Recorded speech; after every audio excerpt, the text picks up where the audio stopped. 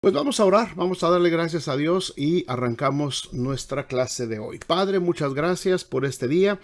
Gracias, Señor, por cada persona que ya está conectándose, Señor, para este estudio bíblico. Lo ponemos en tus manos y muchas gracias, Señor, por este hermoso libro de Filipenses, esta carta tan preciosa, Señor, escrita en condiciones muy desfavorables para Pablo y sus acompañantes, situaciones de tensión, de miedo, de incertidumbre, de no saber qué iba a suceder, pero en medio de todo eso, Padre, ellos aprendieron a vivir dentro del gozo que solamente Cristo puede dar. Y esa es la enseñanza principal para nosotros. A pesar de lo que suceda en nuestro derredor, podemos vivir siempre con la confianza de que tú estás con nosotros. Abrimos tu palabra, Señor, con reverencia y gracias por enseñarnos en esta tarde. En nombre de Jesús, amén. Bueno, pues vamos entonces, hermanos, al tema final, los resultados de gozar a Cristo. La semana pasada vimos los requisitos, ¿verdad? Las características, lo que teníamos que vivir para poder gozar de ese gozo que tenemos en Cristo Jesús. Ahora vamos a ver cuáles son los resultados que nosotros debemos de experimentar como seguidores de Cristo. Ese gozo que produce en nosotros, ¿cuáles son los resultados que tenemos que ver en nosotros? Abran sus Biblias, por favor, en Filipenses capítulo 4. Capítulo 4, y vamos a ver el resto del capítulo de los versículos 10 al 23. Este es el tema final, cómo mostrar esos resultados de gozar permanentemente a Cristo Jesús en nuestro corazón.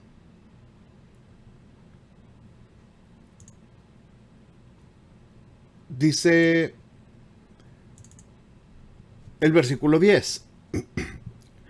Estos dos primeros versículos o tres versículos nos hablan acerca de estar contentos siempre, de contentarnos. No, contentarnos no quiere decir que estemos felices, muertos de la risa todo el tiempo. Eso no tiene que ver con este contentamiento del que estamos hablando en esta carta. Contentamiento quiere decir estar satisfechos, estar conformes, estar animados independientemente de las circunstancias. Nos contentamos teniendo, nos contentamos no teniendo también. Nuestro nivel de alegría, nuestro nivel de gozo, nuestro nivel de confianza en Dios no se disminuye ni se acrecienta a medida de que tenemos o no tenemos ciertos bienes, ciertas cosas en nosotros. Ese es el mensaje principal de esta carta de Filipenses. Dice el versículo 10, en gran manera me gocé en el Señor, de que ya al fin habéis revivido, y le subrayé esa palabrita, ahorita las vamos a analizar, de que ya habéis revivido vuestro cuidado de mí, de lo cual también estabais solícitos, pero os faltaba la oportunidad. No lo digo porque tenga escasez, pues he aprendido, dice Pablo, a contentarme, también le subrayé esa palabrita, cualquiera que sea mi situación. Sé vivir humildemente y sé tener abundancia. En todo y por todo, y esa expresión también está subrayada, en todo y por todo estoy enseñado, así para estar saciado como para tener hambre, así para tener abundancia como para padecer necesidad.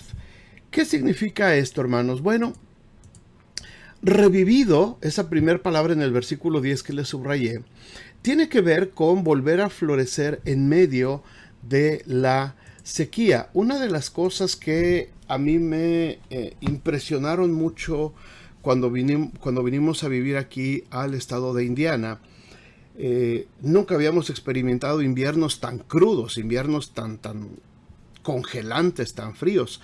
Pero lo más sorprendente ha sido que después del otoño, cuando esos colores bonitos del otoño se transforman los árboles quedan totalmente secos, quedan pelones, quedan sin una sola hoja. Todos son varas, todos son solamente troncos desnudos. Y el primer año tuvimos la oportunidad de que mi mamá estuviera aquí en ese tiempo. Y ella me hizo ver esa situación. Ella me decía, oye, es increíble. Dice, hace unos días estos árboles estaban tan llenos de vida, verdes, florecientes, había frutos. Y de pronto En unos pocos días están todos completamente pelones, secos. Y yo me acuerdo que mi mamá decía, ¿será posible que estos árboles vuelvan a tener la vida que tenían antes? Dice, se ven muy feos, se ven muy mal los arbustos, todo completamente seco, ya para el invierno. Y hermanos, esto me hizo a mí pensar mucho porque en muchas ocasiones de nuestras vidas pareciera que pasamos por situaciones así. Pareciera que ciertas áreas de nuestra vida de pronto se secan, como que ya nunca va a volver a pasar nada, ¿verdad? Nosotros pusimos ahí en la entrada de la casa unos tulipancitos y esos tulipanes son también de temporada. Están solamente en la primavera un ratito y después desaparecen totalmente. No queda vestigio de esos tulipanes, totalmente queda desierto el lugar donde estaban. Y la primera vez que los pusimos también dijimos, uy, nos duraron muy poquito nuestros tulipanes, se acabaron y pues bueno, ni modo, hasta ahí llegaron. Pero al año siguiente, ¿cuál fue nuestra sorpresa? Que en primavera, sin nosotros hacer nada, sin nosotros remover la tierra, volver a sembrar nada, de pronto vimos los brotes y empezaron nuevamente a salir esos tulipanes. Ya se ha sido cada año, se desaparecen totalmente y de pronto nuevamente vuelven a aparecer. Eso significa, hermanos, eso significa volver a revivir. Tiene que ver con volver después de un tiempo de sequía. La palabra que el apóstol Pablo utiliza para describir este cuidado que los filipenses habían mostrado ya por él en momentos de necesidad, como si fuera una lluvia fresca que cae en esos bulbos sedientos, en esos árboles sedientos y ansiosos de volver a florecer. Así fue exactamente la ofrenda que los hermanos de Filipos pudieron enviar a Pablo, que era su pastor, que era su padre espiritual, y se encontraba en situaciones difíciles. Él estaba en prisión. Seguramente, hermanos, Pablo estaba muy, muy agradecido por la ofrenda que estaba recibiendo de parte de ellos, pero el mayor sentimiento de gratitud hacia ellos era reconocer que habían sido instrumentos dóciles en las manos de Dios para ayudarle cuando posiblemente más lo necesitaba. El regocijo de los cristianos, de nosotros, se centra, hermanos, en el Señor, no en lo que recibimos, no en los bienes materiales que adquirimos, no en lo que Dios nos da la oportunidad de poder tener a través de nuestro trabajo. Ahí no se centra nuestra gratitud, ni se centra tampoco nuestro reconocimiento delante de Dios. Nuestro reconocimiento y nuestro regocijo se centra en la dependencia total de Dios. Así es que Pablo toma esta ofrenda, hermanos, como una dádiva directa de Dios para él. ¿Se lo dieron los hermanos? Sí. ¿Fue fruto del trabajo de los hermanos? Por supuesto que sí. No sabemos si estos hermanos que ofrendaron tenían necesidades. A lo mejor ese dinero lo podían haber utilizado en algo de provecho para ellos, pero ellos decidieron sembrar ese dinero. ¿Y saben qué, hermanos?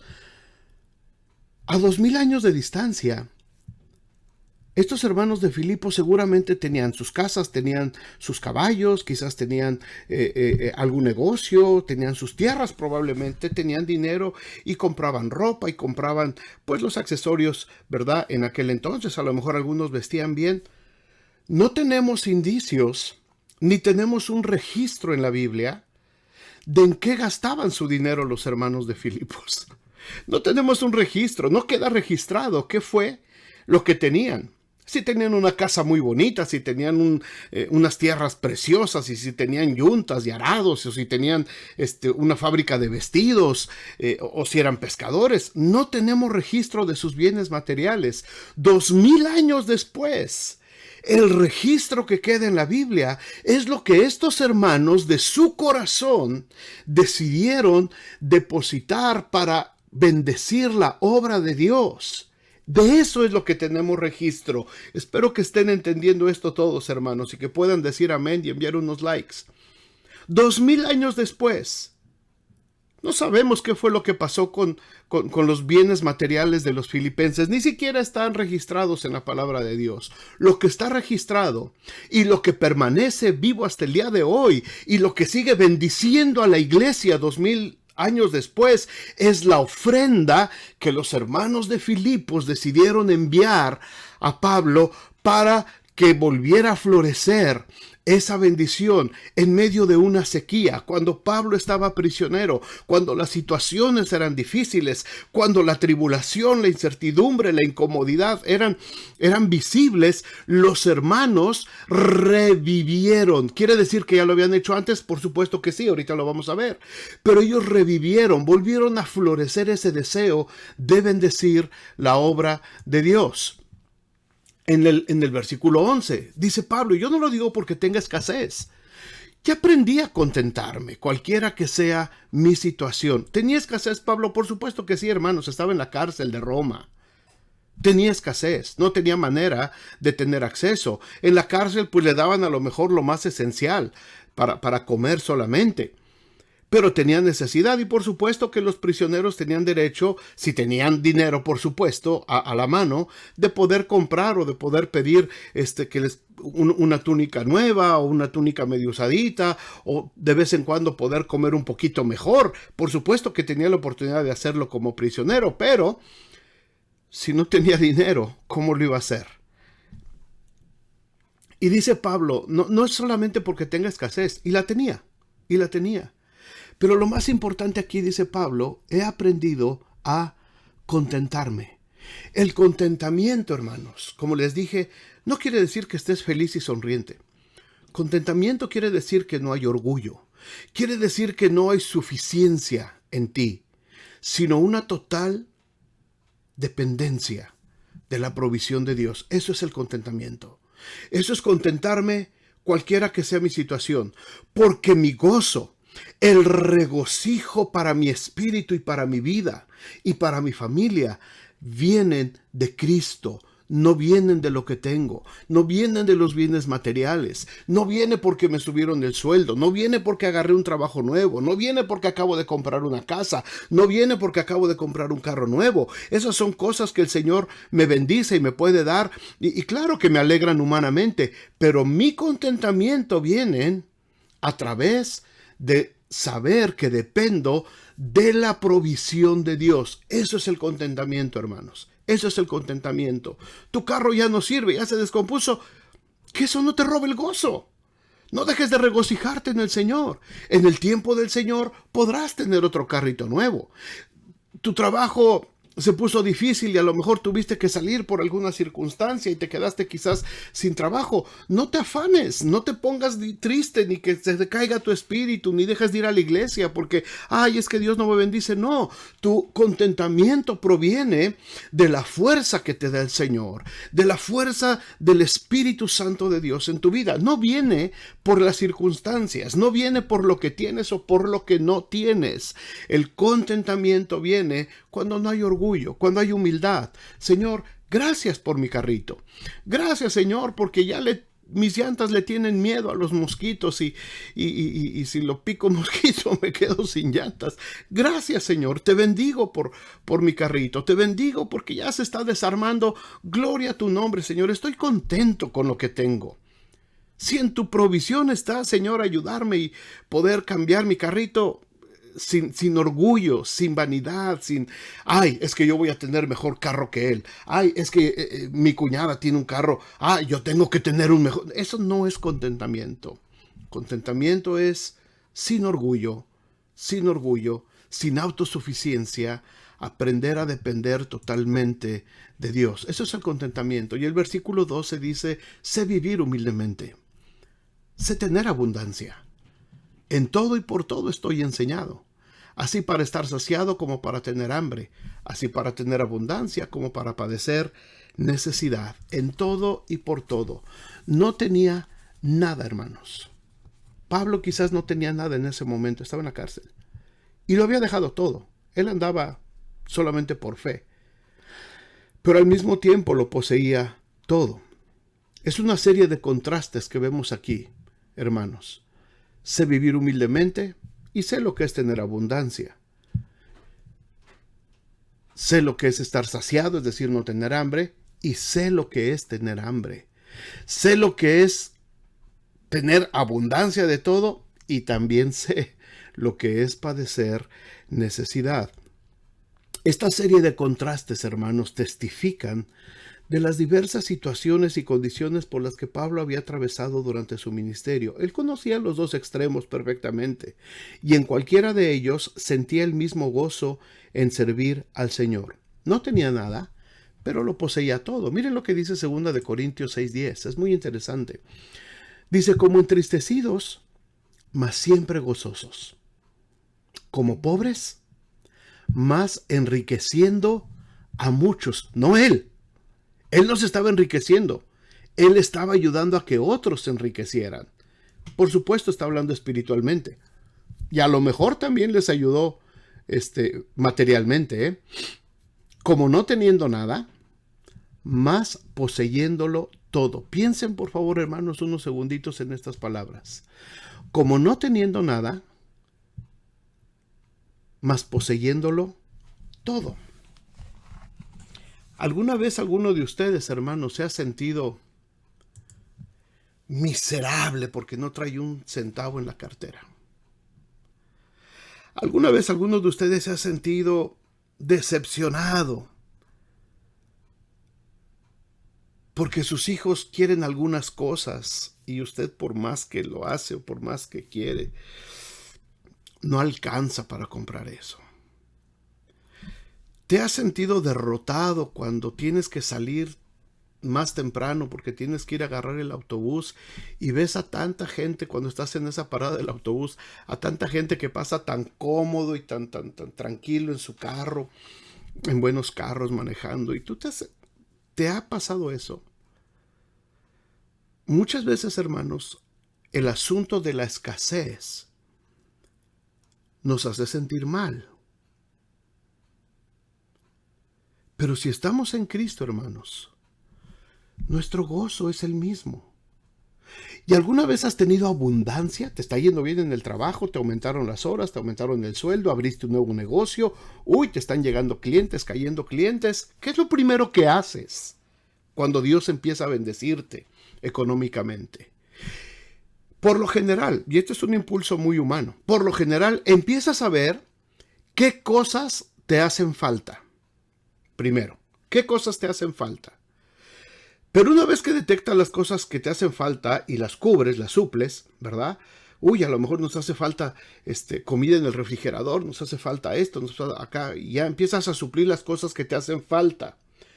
Pero la abundancia sigue, el trabajo sigue, los cheques siguen llegando gruesos. Pasas de lo que te hace falta, de lo que necesitas, pasas entonces ya a malgastar el excedente de lo que Dios te está bendiciendo. Y entonces empieza a entrar la ambición y empieza a entrar la soberbia. Y ahora entonces me voy a empezar a comprar la ropa de marca que siempre he querido tener y por pobre nunca he podido comprar. Ya suplí mi necesidad básica, ya mi refrigerador que estaba todo desvencijado ya lo pude cambiar. Mi carrito que apenas si caminaba, ya tengo un carrito más o menos. ¿Qué sigue ahora? Bueno, ahora sigue entonces empezar a satisfacer ya mis placeres, mis caprichos, cosas que probablemente no necesito, pero que mi orgullo me hace llevar a gastar el dinero. Y difícilmente pensamos en la necesidad de los demás. Difícilmente pensamos en lo que otros están necesitando. Si tengo dinero extra, pienso primero en invertirlo en mí, en mis necesidades, en que mis hijos ahora empiecen a vivir como verdaderos hijos de reyes y les empezamos a atiborrar de juguetes y de electrónicos y de ropa y de zapatos caros para que en la escuela vean que su padre y su madre tienen abundancia. Esa es la reacción natural, hermanos. No es la reacción natural de un cristiano. El cristiano entiende esta posición de la que está hablando Pablo. Sé tener escasez y sé tener abundancia. Y cuando hubo abundancia, hermanos, Pablo invertía más en la obra de Dios. Pablo estaba viendo quién necesitaba. Pablo estaba viendo en dónde había necesidad. Y él utilizaba esa abundancia para desplazarse, para moverse hacia otros lugares, para poder ir a sembrar el evangelio. Hermanos, hay una diferencia muy grande cuando Dios bendice. Cuando Dios bendice. Tristemente el cristiano no ha entendido todavía esta bendición tan grande de parte de Dios. Vamos a los centros comerciales y se nos caen los ojos de ver todo lo que hay. Y lo codiciamos y lo deseamos. Eclesiastés dice que los ojos no se cansan de ver. Y estamos viendo y queremos. Y cuando tenemos un chancecito extra, ¡pum!, vamos y nos embarcamos. A veces ni siquiera tenemos esa extrita.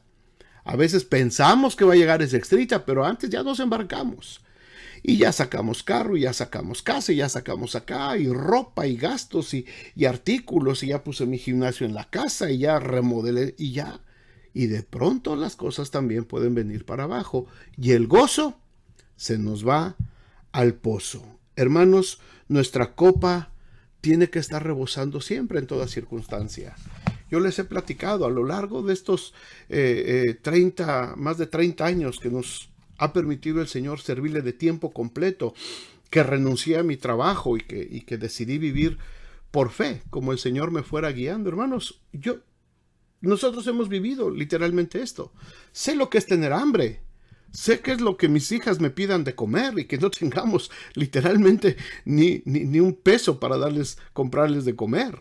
Ya lo viví. Yo sé lo que es tener abundancia también. Lo he vivido. Yo sé, en estos años también he podido estar en hoteles muy bonitos donde nos han invitado a compartir o a predicar, pero también he estado en casas muy humildes, allá en la sierra de Oaxaca. He estado también ahí durmiendo en una cama de pura madera, en un catrecito de madera con paja.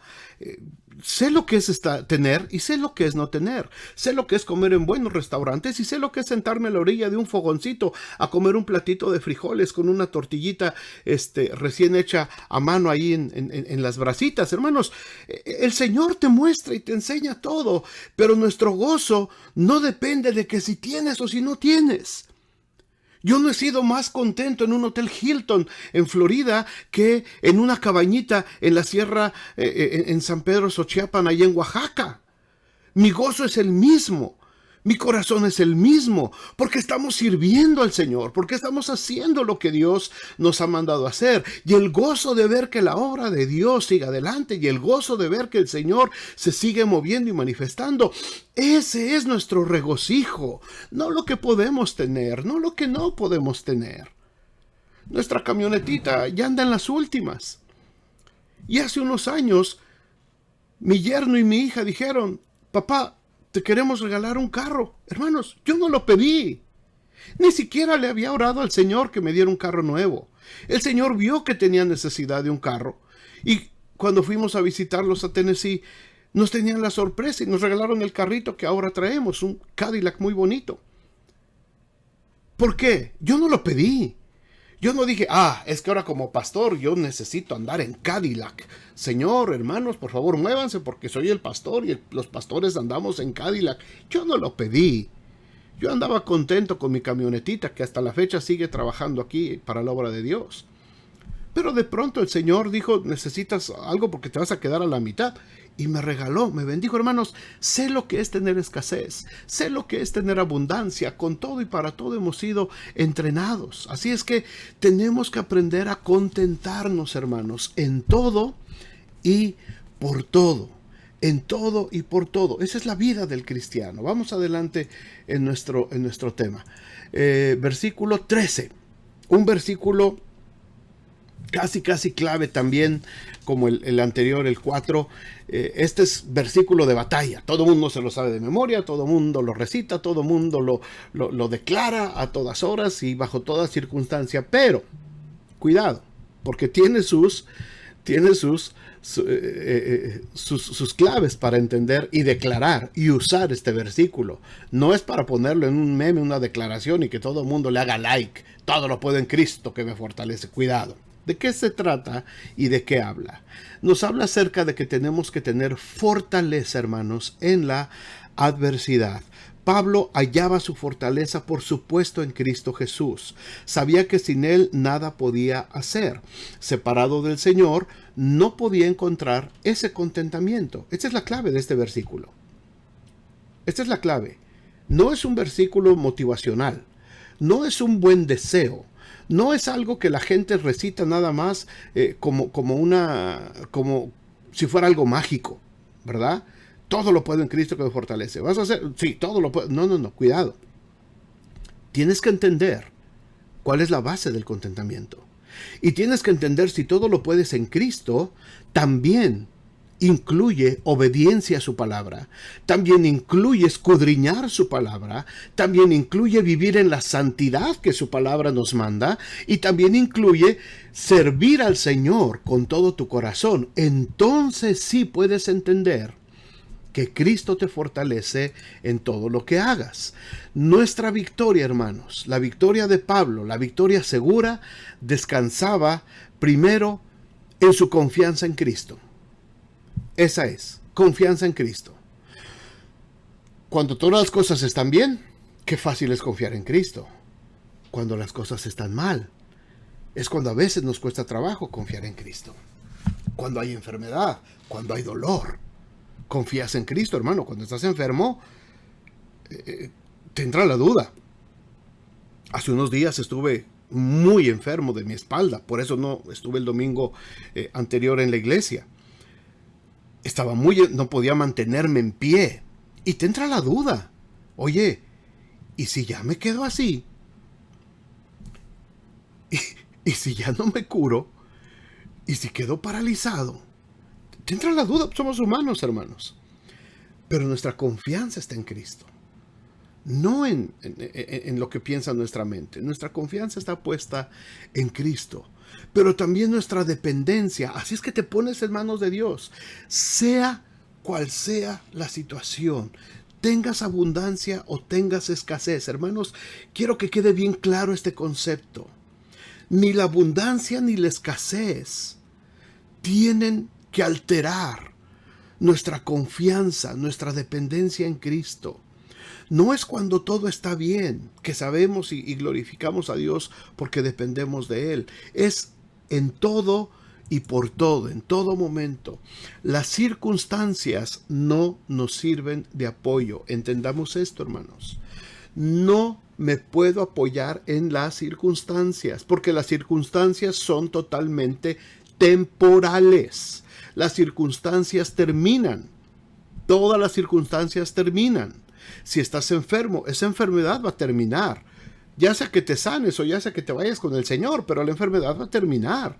No te puedes apoyar en una circunstancia. No puedes apoyarte en que de pronto ahorita tu trabajo está muy bien y tienes mucho dinero y te están cayendo clientes y te están aumentando las horas en la fábrica y tus cheques están saliendo bien gorditos. Y no te puedes confiar, no te puedes apoyar en las circunstancias. Tu apoyo viene completamente en Dios. Eso significa todo lo puedo en Cristo que me fortalece. Pero por otro lado también entendemos que en Cristo está la respuesta. Nadie podía fortalecer a Pablo como Cristo. Pablo no dependía de su fuerza física. Él dependía de Cristo. Sin importar lo que pasara, sabía que Cristo lo iba a fortalecer y le iba a dar el gozo para seguir. Insisto en este punto, hermanos. Pablo estaba en la cárcel. En una de las espantosas y terribles cárceles del Imperio Romano. Ahí, en la escasez, en el dolor, en el miedo, en la incertidumbre, Pablo sabía que su única fortaleza podía venir del Señor y que el Señor le iba a dar el gozo. Entiende esto, hermano, hermana, entiende esto. El Señor le iba a dar el gozo para seguir adelante. No es que le iba a dar el dinero, no es que le iba a dar la sanidad, no es que le iba a dar la libertad de la prisión, no es que le iba a conceder todos los deseos de su corazón. Pablo entendía que su fortaleza estaba en el Señor y que el Señor le iba a dar el gozo para seguir adelante cualquiera que fuera su situación. Puedes decir amén, hermano, si entendiste esto. Puedes decir amén. El Señor todo lo puede en Cristo que me fortalece. Y cuando mucha gente repite este versículo, lo dice esperando que me caiga un cheque, que me caiga algo, que me hablen del trabajo. Todo lo puedo en Cristo que me fortalece. A ver si estoy esperando la llamada que me hablen. Y si no te llaman, todo lo puedo en Cristo que me fortalece. Ya me tomé mis medicinas y ahorita yo creo que en media hora ya voy a estar. Y si no te curas. Pablo entendió que no era el asunto solamente de las cosas físicas o materiales. Era el gozo lo más importante. Por eso estamos hablando del gozo de vivir en Cristo. Cualquiera que sea tu situación, está el gozo de vivir en Cristo. Estás enfermo, gózate en el Señor. Estás sin dinero, gózate en el Señor. Se te ponchó el refrigerador, se te rompió la estufa, gózate en el Señor. El Señor proveerá. Esfuérzate, trabaja, el Señor proveerá recursos para que puedas salir adelante y te dé lo que nos hace falta. Ahorita lo vamos a ver esto. Pero antes de irnos al otro versículo, vean esto que dice 1 Corintios 12:27. Vosotros pues sois el cuerpo de Cristo y miembros cada uno en particular. Ahora, vamos otra vez. Todo lo puedo en Cristo que me fortalece. El Señor, el Espíritu Santo, por supuesto. Espiritualmente ahí está nuestra fuerza. Pero físicamente, si la Biblia dice que nosotros somos el cuerpo de Cristo, es decir, la iglesia es el cuerpo de Cristo, y todos somos miembros, cada uno en particular, de ese cuerpo de Cristo. Cuando yo veo este versículo que dice, todo lo puedo en Cristo, Cristo es el que me fortalece. Cristo está representado en la iglesia, hermanos. ¿Habían pensado en esto? El cuerpo de Cristo está representado en la iglesia. Cuando estoy pasando situaciones difíciles, cuando necesito ser fortalecido, hermanos, está la iglesia. Lamentablemente, mucha gente cuando está en necesidad, cuando está pasando por una situación difícil, lo primero que hace es apartarse de la iglesia, dejar de congregarse. Mi situación familiar está, me dejo de congregar. Mis hijos acá, me dejo de congregar. Mi negocio va, me dejo de congregar. Mi negocio está muy bueno, me dejo de congregar. El dinero está fluyendo a raudales, me dejo de congregar. Cualquiera que sea la situación, para el cristiano muchas veces es dejarse de congregar, abandonar la iglesia. Siendo que es la iglesia la que nos va a fortalecer también. Por supuesto, espiritualmente, el Espíritu Santo nos va a fortalecer, pero Dios proveyó a la iglesia para ser fortalecidos. Hermanos, a lo largo de 8 años yo les he estado hablando y predicando e insistiendo la importancia de el concepto de iglesia. Somos un cuerpo. Cometemos errores, sí, no somos perfectos y a veces hay situaciones tirantes y tensas y situaciones porque somos humanos y nuestra carne a veces nos gana. Pero independientemente de eso, hermanos, la iglesia fue establecida por el Señor para fortalecernos unos a otros. Y a lo largo de todas las cartas del Nuevo Testamento, los apóstoles, los escritores nos animan a que estemos buscando a la iglesia para fortalecernos unos a otros, ayudarnos, ministrarnos. Está alguno alegre, cante alabanzas, está enfermo, llame a los ancianos de la iglesia para que vengan a orar por él. Está uno pasando necesidad, búsquense, ámense unos a otros, anímense unos a otros con estas palabras, hermanos. Todo lo puedo en mi iglesia que me fortalece. ¿Lo puedes decir? Todo lo puedo en mi iglesia que me fortalece también. Gloria a Dios por los ministerios de ayuda. Gloria a Dios por los ministerios de apoyo. Gracias a Dios porque podemos ahora poner en las redes sociales, hermanos, estoy pasando esta situación, necesito oración de todos. Y ahí están todos, ¿verdad? Echando las manitas y poniendo que Dios te bendiga y estamos orando y activamos la oración. Y hermanos, eso se siente bonito. Pero tenemos que aprender entre todos. Ay, no, yo no quiero decir porque, ay, si pongo que estoy enfermo, me van a empezar a hablar, me van a empezar a fastidiar, me van a empezar a decir. Y no queremos ser fortalecidos por la iglesia. Todo lo puedo en Cristo que me fortalece. Todo, todo. Cualquiera que sea mi situación, he aprendido a contentarme y el Señor lo puede hacer con nosotros. Fortaleza en medio de la adversidad. Ahora, cuando Dios, a través de Jesucristo, nos provee todo, hermanos, y nos hace entender que nuestro contentamiento no viene de nuestra situación, ni material, ni física, ni emocional. Viene de nuestra situación, de nuestra certeza espiritual de que Cristo está en nosotros. Y ahí está fundada mi fortaleza, y esa fortaleza es la base del gozo que tengo como hijo de Dios, como cristiano. Puedo estar llorando por una situación difícil. A lo mejor perdí un ser amado y en mis ojos hay lágrimas y en mi corazón hay dolor, pero dentro de mí también está el gozo del Señor por la esperanza que tengo de la resurrección. Puedo estar pasando por tribulación, cualquiera que sea, pero eso no me quita el gozo de saber que esta tribulación es momentánea y que esta tribulación va a pasar, pero mi gozo va a permanecer eternamente. Esta actitud de gozo, hermanos, nos debe de llevar entonces a lo que dicen los versículos 14 al 16, a ser agradecidos. Este es un resultado de aprender a gozar la vida cristiana a través de Jesucristo. Tenemos que aprender a ser agradecidos. La gratitud se expresa. Versículo 14 dice, sin embargo, bien hicisteis, hermanos, en participar conmigo en mi tribulación. Y sabéis también vosotros, oh filipenses, que al principio de la predicación del Evangelio, cuando partí de Macedonia, ninguna iglesia participó conmigo en razón de dar y recibir, sino solamente ustedes. Ninguna iglesia me ayudó. Ninguna iglesia ofrendó. Solamente ustedes. Pues aún en Tesalónica, cuando estaba en Tesalónica, ustedes me enviaron no una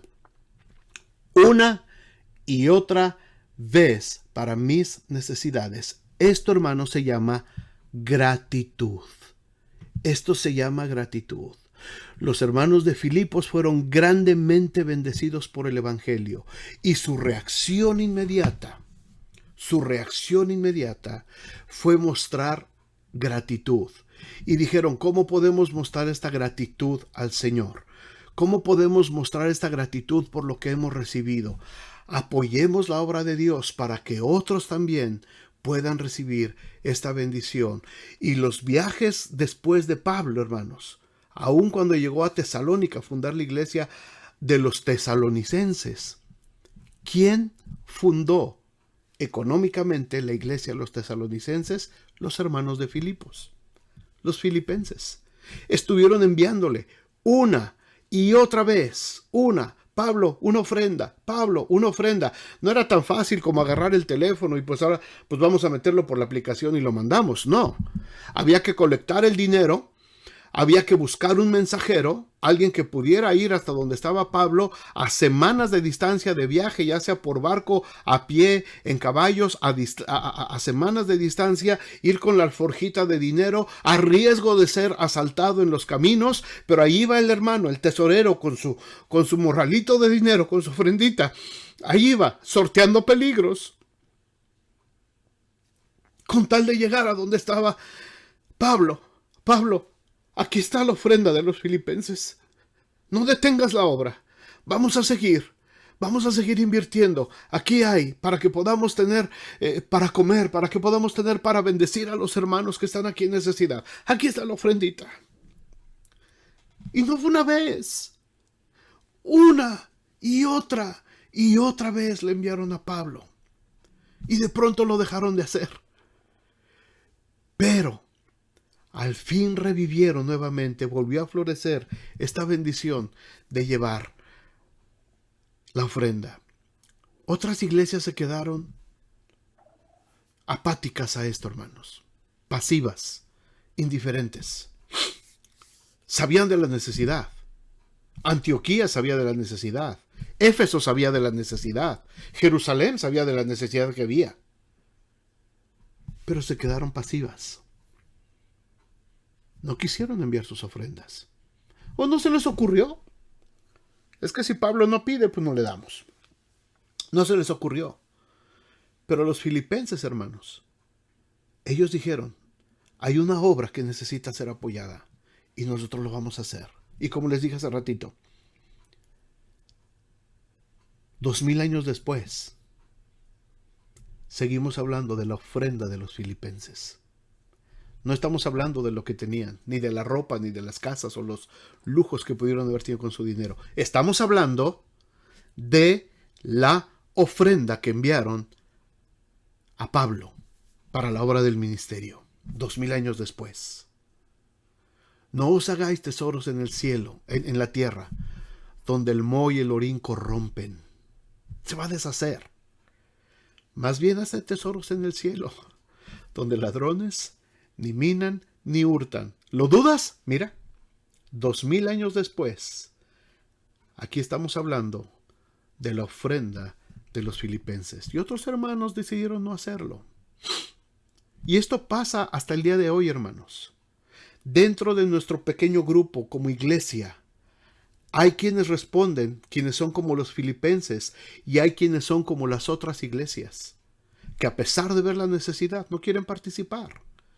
Están tan inmersos en sus propias cosas, están tan inmersos en sus propias metas y objetivos, y están tan llenos de lo que están haciendo, que no quieren participar.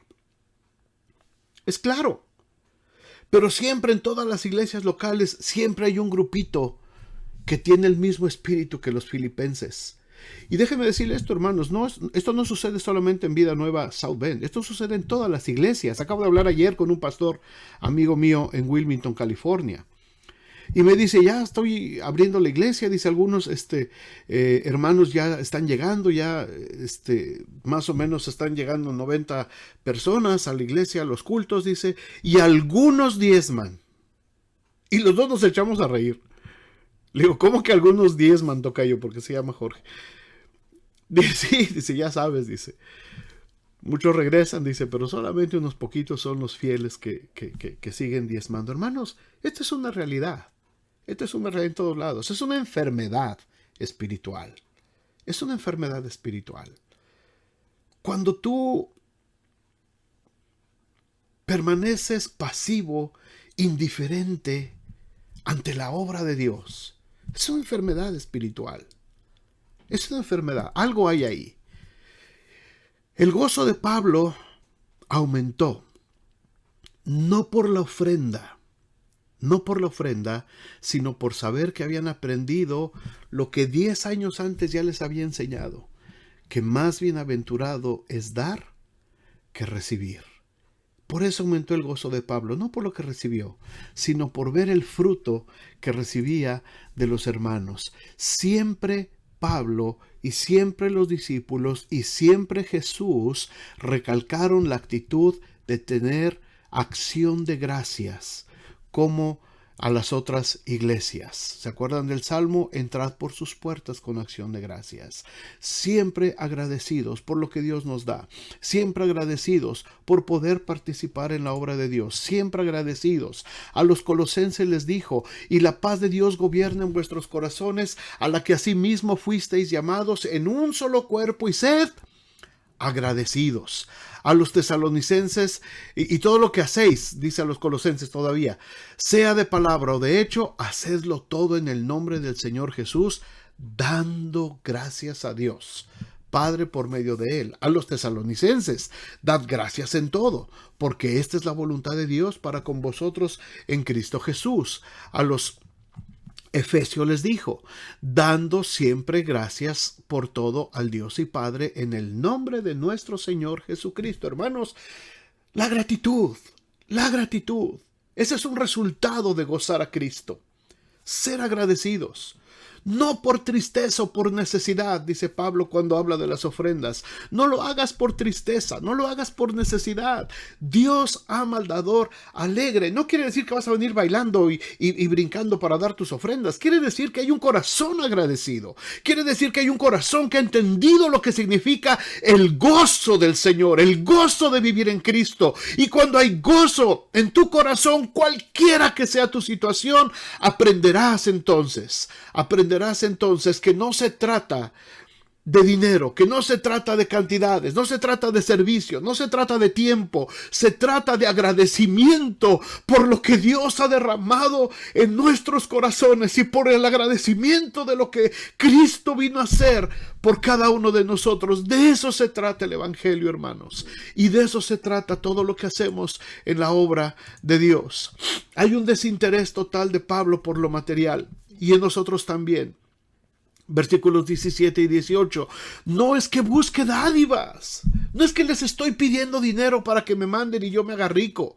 Yo sé que hay muchos pastores, iglesias en este día, en este tiempo, y lo hubo también en el tiempo de Pablo, hermanos, que se estaban enriqueciendo usando la fe. Yo lo sé que existió desde aquel tiempo y sigue existiendo hasta el día de hoy y existirá hasta que Cristo venga. Lobos vestidos de ovejas, dispuestos a robar y a desmantelar la economía de los hijos de Dios. Yo lo sé que hay y debemos de estar alertas y viendo qué es lo que está sucediendo. Y Pablo les dice, yo no busco dádivas de ustedes.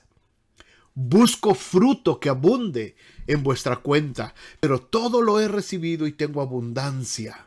Estoy lleno, habiendo recibido de Epafrodito lo que enviasteis, olor fragante, sacrificio acepto, agradable a Dios. Imagínense, hermanos, después de varios meses quizás Pablo en esa cárcel, comiendo esa comida maloliente, echada a perder que les daban en la cárcel. Hacían así como unas ollas de caldo, todo con sobrantes, con cosas que encontraban de los mercados que ya no servían. De eso les daban a los presos. Pues ya estaban condenados a muerte, ¿qué más daba? Y Pablo está todos los días comiendo esto, hermanos, con el gozo del Señor. Y cuando llegó Epafrodito, probablemente Epafrodito, no lo dice la Biblia, pero yo lo imagino. Yo creo que Epafrodito, del dinero que traía de la ofrenda de los filipenses, pasó primero al mercadito, antes de ir a ver a Pablo. Y yo creo que compró unas hogazas de pan y compró algo fresco y compró a lo mejor quesito. No sé, compró comida. Y yo creo que llegó con Pablo a la cárcel. Y Pablo, cuando ve a Epafrodito, se pone contento y dice, todo lo he recibido y tengo abundancia ahora. Estoy lleno. Es decir, Epafrodito le trajo de comer.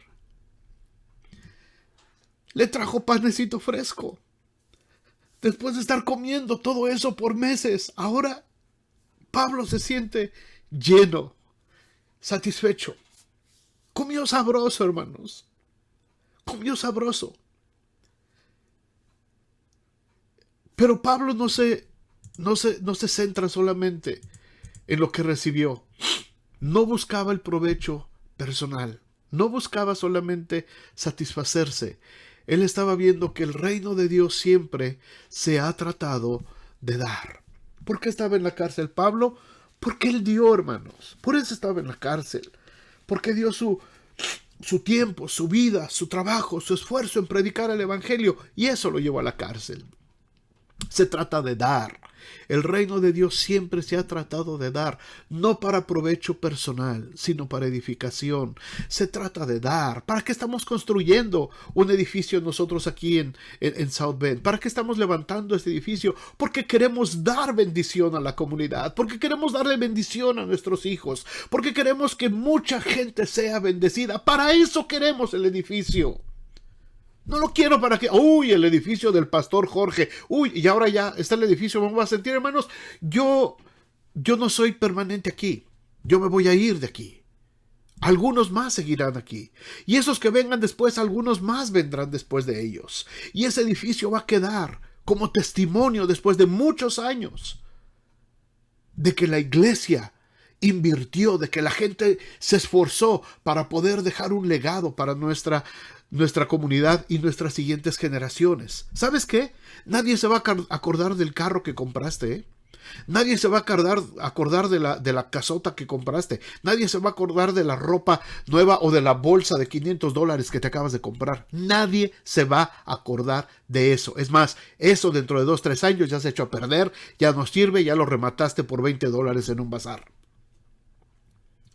Pero la obra de Dios permanecerá hasta que Cristo venga.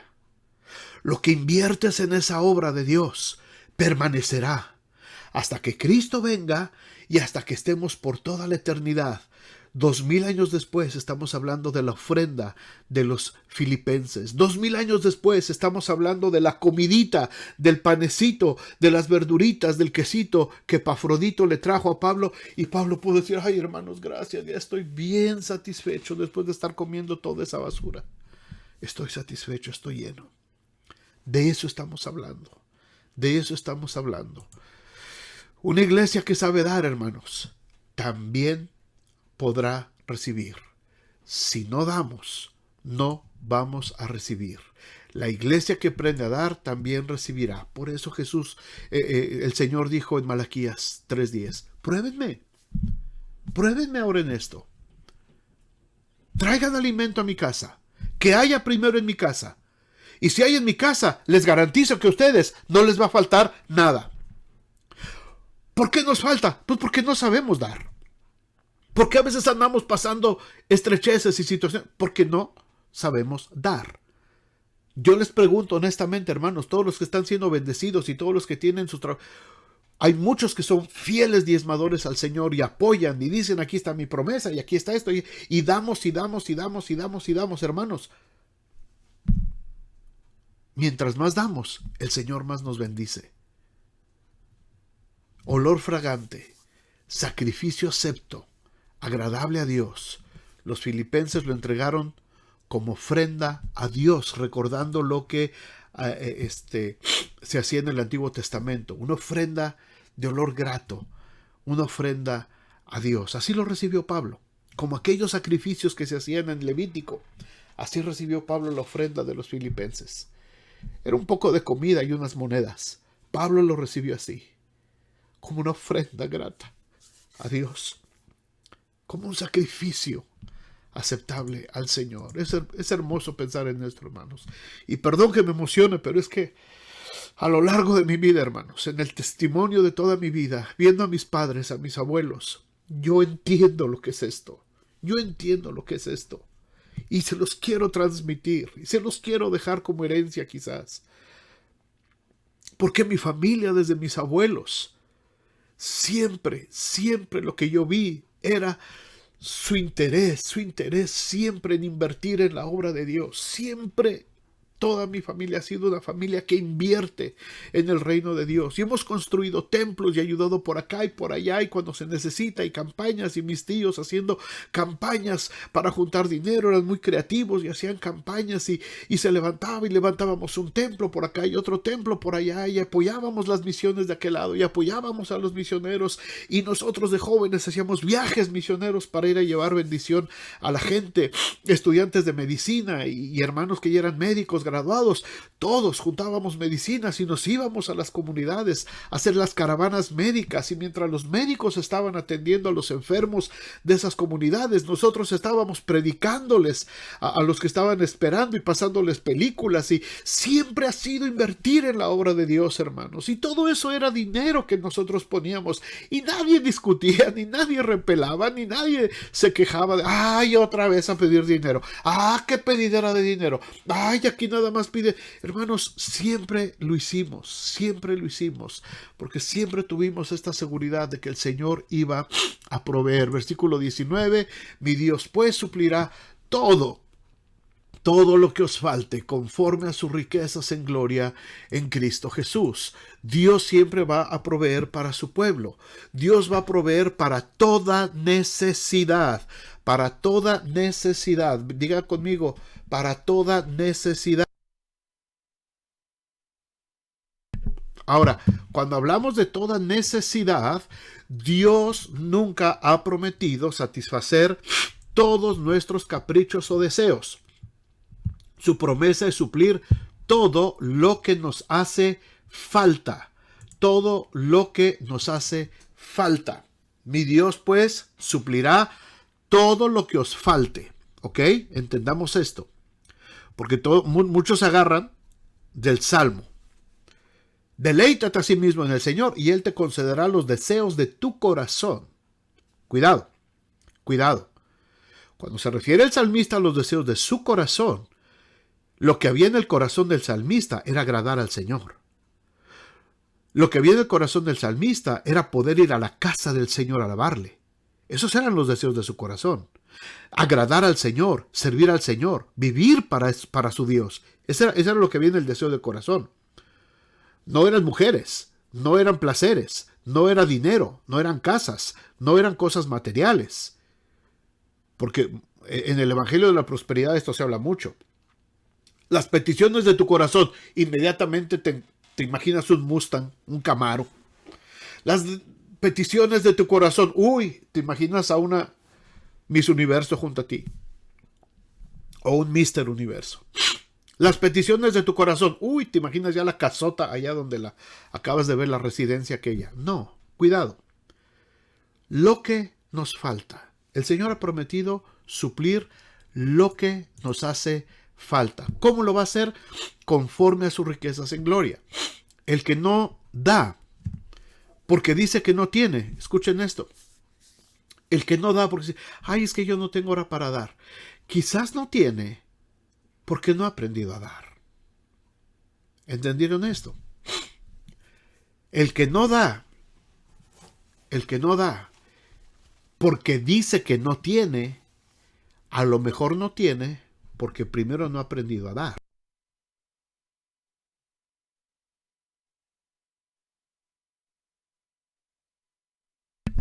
Perdón, ¿se acuerdan de la ancianita, la viudita que llegó a dar su ofrenda cuando Jesús estaba sentado junto a las ofrendas?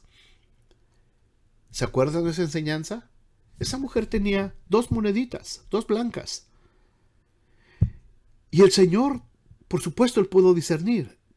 Y el Señor dijo, esta mujer dio todo su sustento. Ella pudo haber dicho, híjole, no tengo para dar ofrenda. Pues nomás me quedan 2 monedas y con esto apenas voy a ir a comprarme un pan para comer. No tengo dinero. Pero esa mujer había entendido el principio espiritual de dar. Y ella fue y depositó sus 2 monedas como olor fragante al Señor. No lo dice después la historia, pero ¿ustedes creen que a esa mujer le faltó? ¿Ustedes creen que esa mujer saliendo de ahí se murió de hambre? Jesús la estaba viendo. Jesús estaba viendo su corazón. Y estaba viendo el corazón de los fariseos que llegaban y arrojaban de lo que les sobraba. Y esta mujer echó todo su sustento. El que no da, porque dice que no tiene, quizás debería aprender primero a dar. Dios no se queda con nada, mis amados hermanos. Jamás vamos a alcanzarlo y jamás vamos a rebasarlo en las bendiciones que Él tiene para nosotros. Todo lo que el Señor nos da es por medio de Cristo Jesús. Necesidades materiales, espirituales, todo proviene de Él.